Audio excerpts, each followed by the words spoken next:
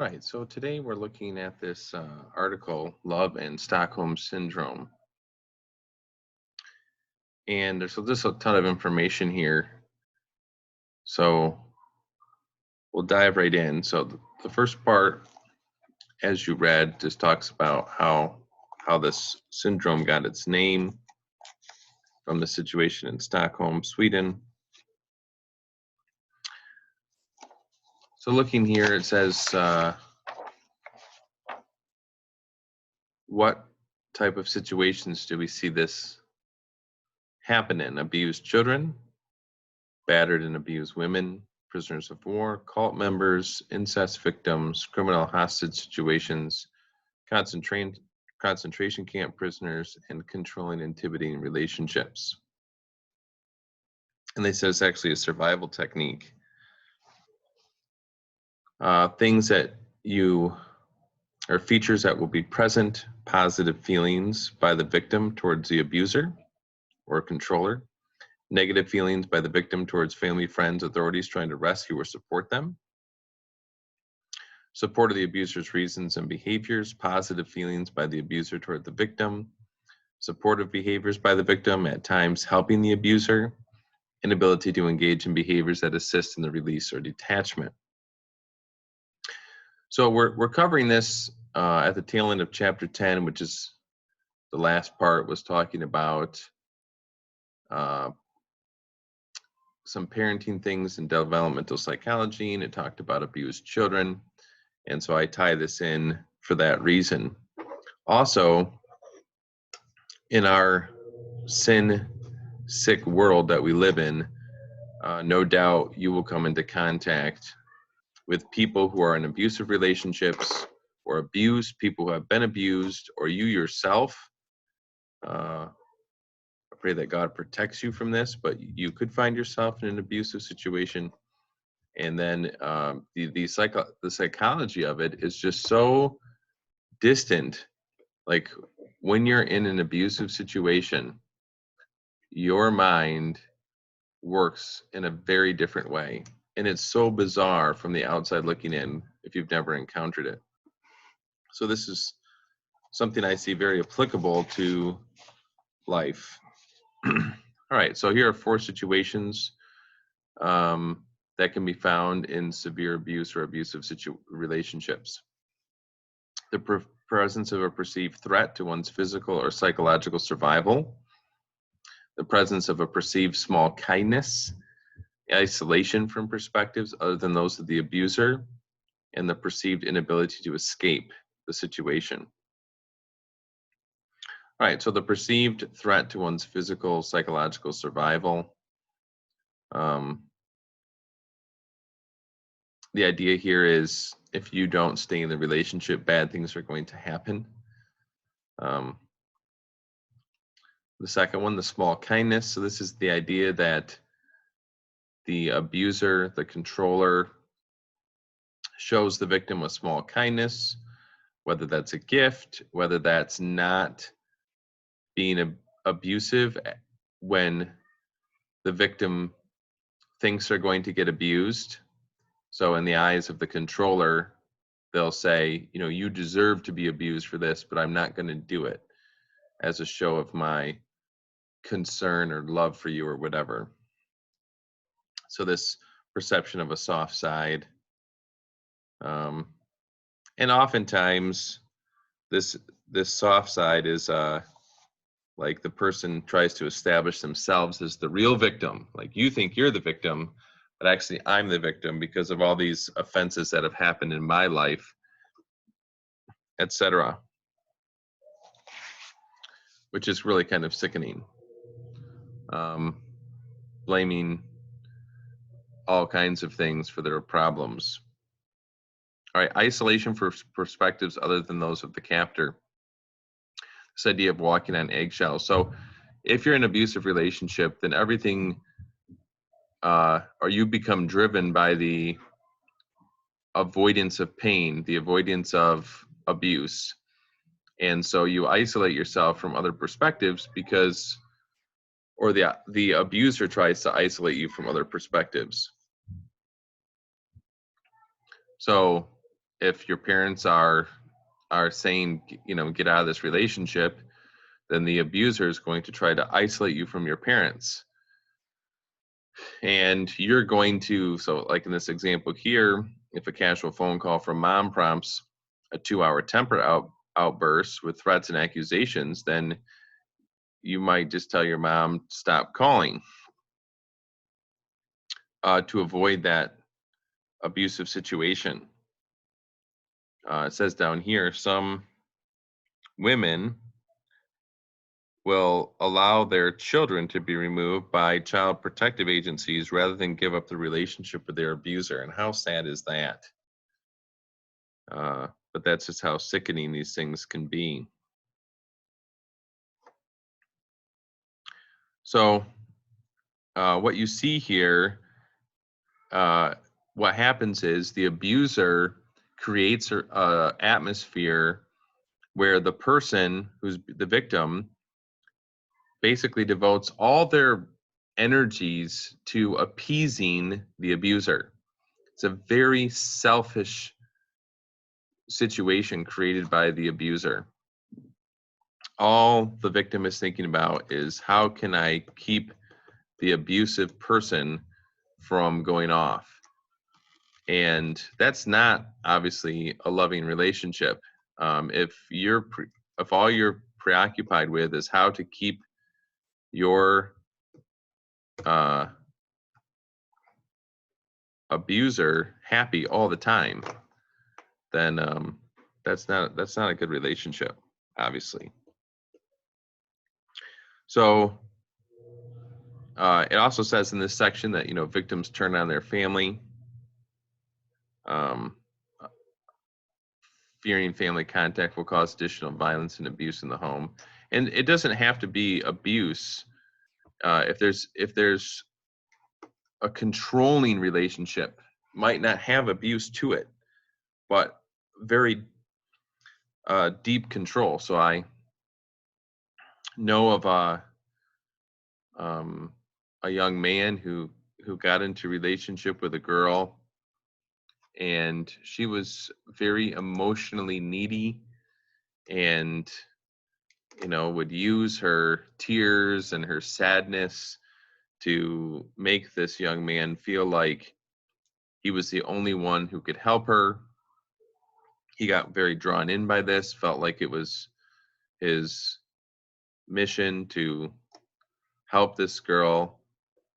And soon this girl controlled him by isolating him from any opinion other than hers. And so there was not a physical abuse there, but there's definitely an emotional control, which is never healthy. All right, the perceived inability to escape.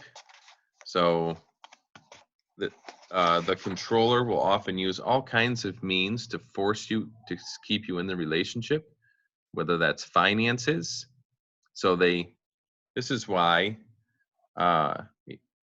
it's like if you listen to Dave Ramsey, and even if you're engaged with someone, you should never combine your finances until you're legally married, because combining your finances just creates a level of connectedness that, should things go sour, it becomes really difficult to sever the relationship. And until you've legally made a commitment to each other, you shouldn't combine your finances. So so that's one thing. So there's other things mentioned here. If you're already married, how much more difficult that becomes. Taking children, if you have children together. Guilt of suicide. I will kill myself if you don't stay with me. Sometimes it becomes very difficult to leave because you're so emotionally drained. Just the idea of the energy it would take to leave becomes too difficult. And sometimes people flee into abusive relationships for they want the control in their lives because things are spiraling out of control. Their parents are getting divorced. They're going through very difficult situations, so they are attracted to a controlling individual. Um, yeah, so avoiding trouble becomes all you think about, how to avoid trouble. And it also talks about here about how law enforcement professionals are very aware of this, um, making domestic disputes so difficult because this is just saying loved ones and friends are sources of trouble. I had a retired police officer as a professor of a criminal justice course I took, and he said that going to domestic abuse calls were the worst because you kind of knew what was going to happen. You were going to get there because usually the neighbors call. We hear lots of yelling and screaming and breaking things next door. So the cops show up, and the person getting abused knows that if they tell the cops what really happened, then they will just get abused more. And if there's evidence of violence, so let's say the woman is beat up, she's got fresh bruises or cuts or anything like that, yeah, they have enough to arrest the abusive person and bring them to jail temporarily. But then a lot of times, he said, the woman would come bail the guy out because she knew if she didn't bail the guy out and he gets out, he's going to abuse her more for not coming to get him. And so it's like this terrible scenario where the victim feels like they have to stay loyal. So they have to lie to the cops. Oh, I fell down the steps. Oh, that loud noise was, I'm so clumsy. I broke a glass in the kitchen. That's how I got cut. Um, like they have to cover for it because they feel like they're just going to get abused more if they don't cover for their abuser. And that's hard to understand, but also just a terrible situation to be in. So, yeah, so in it, um, yeah, I guess we'll just continue. All right, so there's something else involved. He brings in cognitive dissonance. We've talked about this before. And cognitive dissonance is a way that we rationalize away things we know are wrong. He gives some examples. So your husband or boyfriend becomes abusive. You can't leave due to finances, children. You begin telling yourself he only hits me open-handed. You make some excuses for him. He's really a victim. He wasn't really loved. I know there's good in him. I'm the only one who can help him, etc. And then this goes through cognitive dissonance and some examples there. So let's go on here, looking at page 13, types of investments that keep us in bad relationships. Emotional. We've invested so many emotions, cried so much, worried, blah, blah, blah. Social. We don't want to avoid the embarrassment. We've probably stuck up for this abuser or controller so many times to our family and friends, to save face. Otherwise, we'd have to admit we're wrong. Family. Yeah, this is why, okay, so it's one thing if you're married and the relationship becomes abusive, and it's difficult to get out because you have children.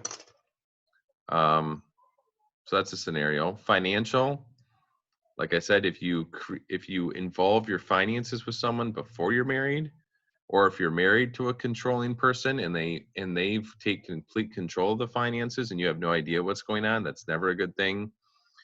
That's why Dave Ramsey, again, advocates that you have at least monthly budget meetings so you know where all the money is going, even if one of the partners is dealing primarily with keeping track of the finances. You both need to know exactly what's going on so you don't get these crooked things happening. Intimacy investment.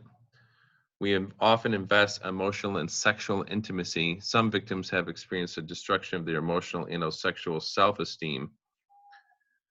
So the first time I encountered someone in an abusive relationship was when I was just out of high school, And I met a woman who was recently hired at the place I was working, the grocery store I was working, and she was in her late 20s. She had had 2 kids. She was divorced because her husband abused her, hit her quite a few times. And when I met her, she was dating another guy who she said was wonderful and great, etc. And because she had been abused in her first marriage, um, she, after dating this guy for a while, they moved in together because she wanted to make sure that he was of marriage material, whatever. And yeah, so obviously they were living in sexual sin. And after time, he became abusive too. He pushed her into violently, broke her rib. She fell on a weight set. Some other things happened. And I just, to me, it was like so obvious. Okay, so this guy is doing this to you. Leave right this minute. But she had all these situations going on where financially, their finances were tied together. They were renting an apartment together. Her 2 kids were attached to this guy, and it was just a huge mess that could have been avoided.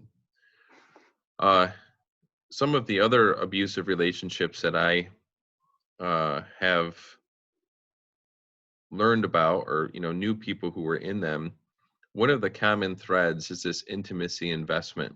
There's a very good reason why God in the Bible commands us to avoid sexual intimacy until marriage.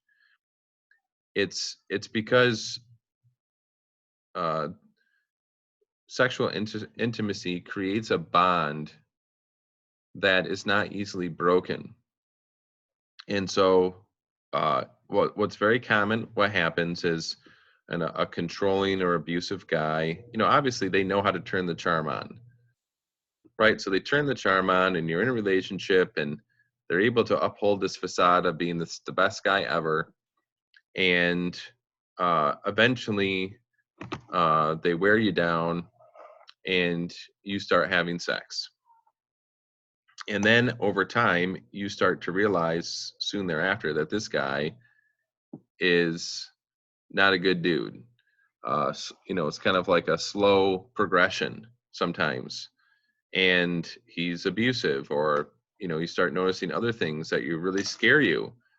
But you see, you've bonded yourself to him or to her. I mean, it can work both ways. You've created this bond through sex that isn't supposed to be there yet. And so now you're like, well, I've given something of myself, right? I've given myself sexually to a person. And if I quit the relationship now, then that means I made a mistake. That means I gave the most precious part of myself to someone for nothing. And there's that cognitive dissonance, right? So you think to yourself, I'm a good person. I wouldn't give myself sexually to a loser.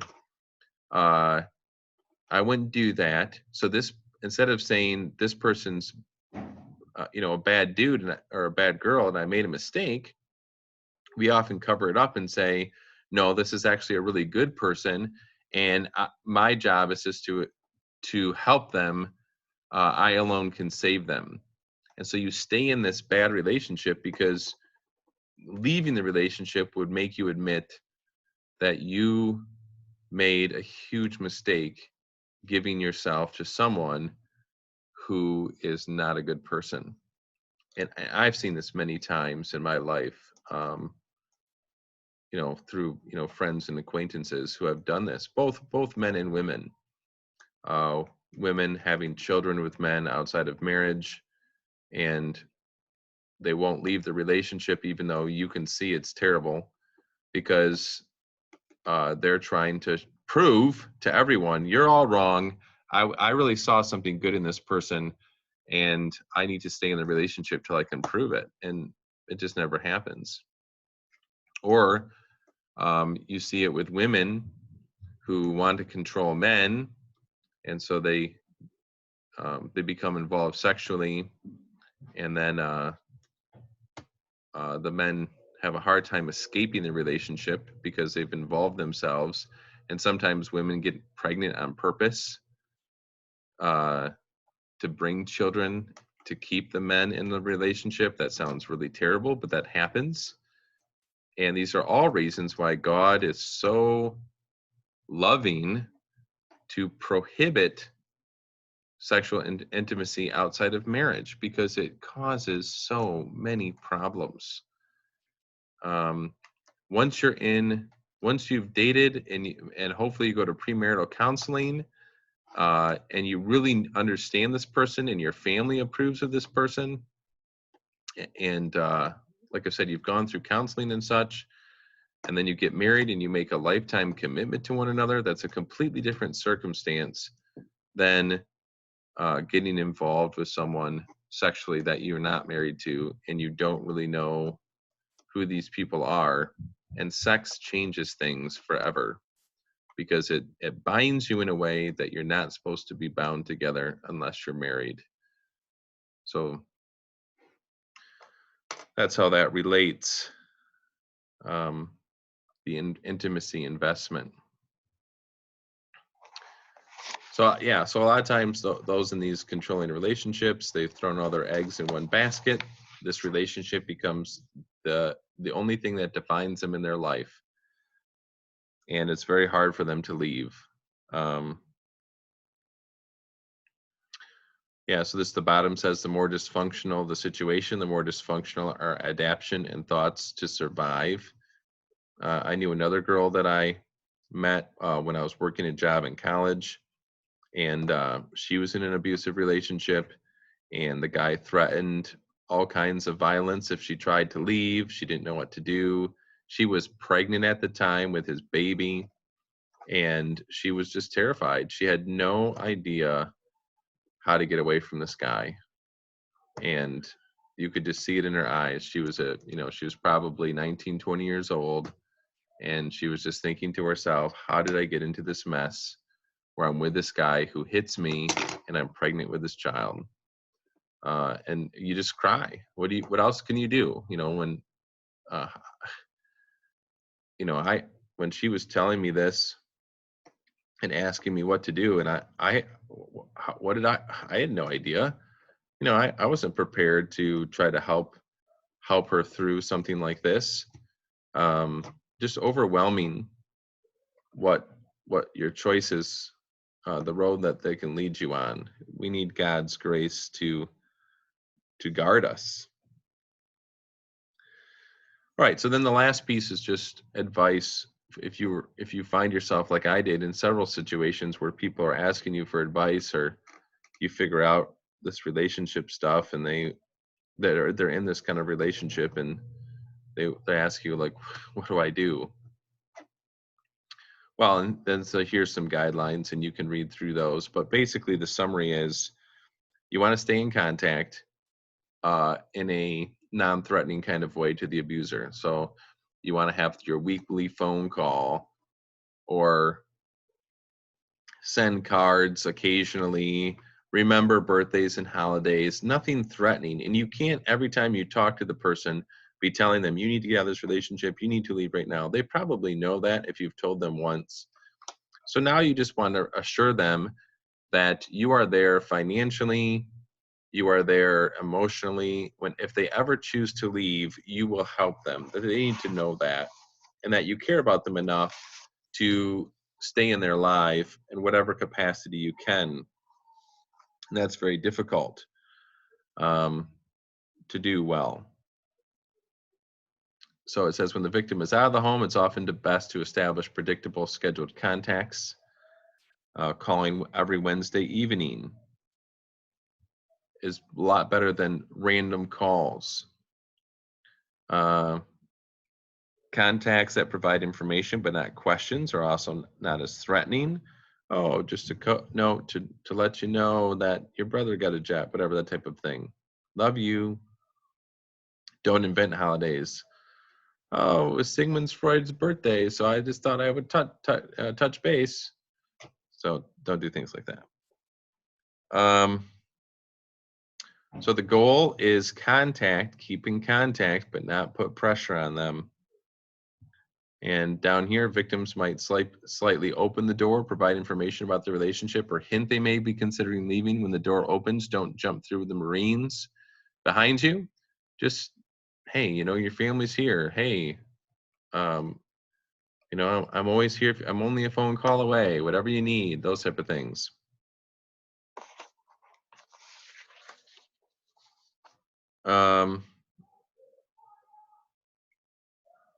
Then over here it says the financial piece can be really tough. Withdrawing financial support only makes your loved one more dependent upon the controller. So if you're like a parent and you have a child, and maybe you're helping them with costs when they're in college, and you find out that they're in this abusive relationship and won't get out, and you're like, well, I'm not going to support you if you're in this abusive relationship.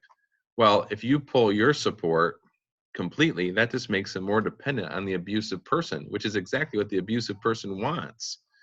So although it's difficult because you feel like you're facilitating the bad relationship, you want to stay financially involved so that your child knows they can always get out if need be, because you're still supporting them.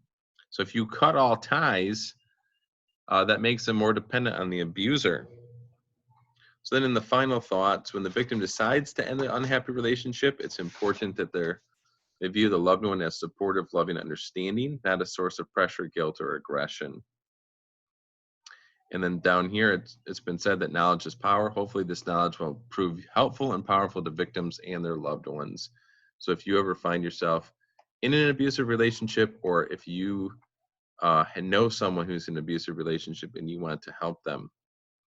And lastly, I would say this is obviously written from a secular perspective, but we know that how powerful prayer is, and God knows. And so there's oftentimes when someone you love is in an abusive relationship and you feel you can't do anything about it, remember that God is there.